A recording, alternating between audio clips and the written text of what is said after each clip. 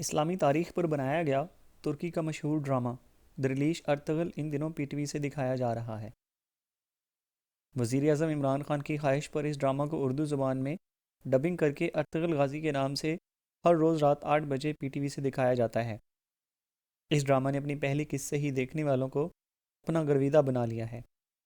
اب تک اس ڈرامہ کی 25 قسطیں دکھائی جا چکی ہیں۔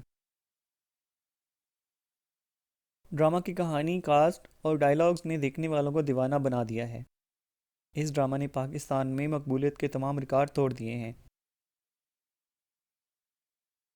ارطغرل غازی کو پی ٹی وی پر دکھائے جانے کے بعد یوٹیوب چینل پر اپلوڈ کیا جاتا ہے، جہاں اس ڈرامہ کو ریکارڈ مرتبہ دیکھا جا چکا ہے۔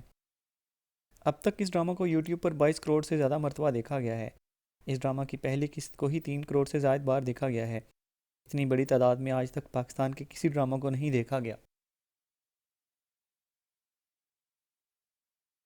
ارطغرل غازی نے صرف 20 دن میں 20 کروڑ بار دیکھے جانے پر جہاں ریکارڈ بنایا، وہیں اس ڈرامے نے پاکستان کے اب تک کے سب سے مشہور ڈرامے میرے پاس تم ہو کو بھی مقبولیت میں پیچھے چھوڑ دیا ہے۔ یہ ڈرامہ پاکستان میں اردو زبان میں پیش کیے جانے سے پہلے ہی دنیا کے 60 ملکوں میں مختلف زبانوں میں دکھایا جا چکا ہے۔ یہ ڈرامہ 5 سیزن اور 179 قسطوں پر مبنی ہے۔